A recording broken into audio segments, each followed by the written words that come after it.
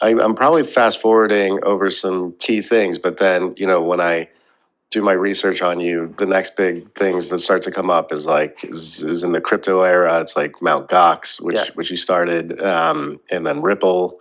Yeah, was that the next big chapter in your life? I mean, I definitely worked on some things in between, eDonkey and Mt. Gox.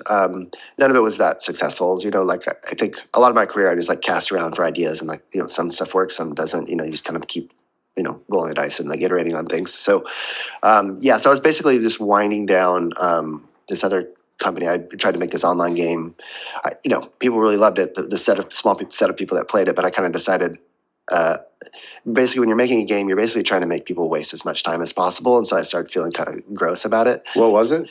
It was this online game. It was kind of a cross between Magic, the card game, and StarCraft, where it's like Magic on a map. So yeah, it's still my favorite game. But what's it called? It was called The Far Wilds. Okay. So, yeah, but so we had like a handful of players, and the people that played would play for an obscene amount of time, like 12 hours a day or something like that. And so, but we never really grew it. So that was winding down, and then I kind of was just like reading on the internet for like random things, and came across the Bitcoin white paper, and blew my mind, and got super excited. When you like Mt. Gox is this, so I'm not a crypto head, so I'm going to mess some things up, but I know enough of the basics. But Mt. Gox lives in crypto lore and infamy, I guess, because I remember it being kind of one of these first big exchanges, maybe the first big one.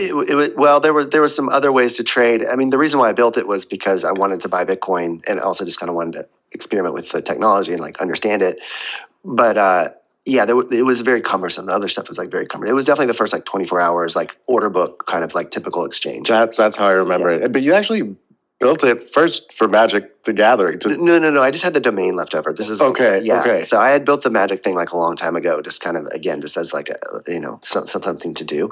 And I had the domain, and I was like, when I was building the crypto exchange, I was like, I don't want to register a new domain name. I have this one. I'll just use this. Okay, but it was Magic the Gathering Online Exchange. That's what it stood for. Yeah, and it would have been a place to trade Magic cards. Yeah. It was for So after eDonkey, I was like burned out, so I played some Magic Online, and when the online version of Magic, there's a way you can like trade cards with people, but it's very cumbersome. So I was like, well, instead, let's just make it where you like, because you would have to like barter essentially. So let's just make a common currency and like have people like sell to the central thing, and then someone else can buy from the central thing. So it was a way to like make the whole thing like a much smoother. So yeah.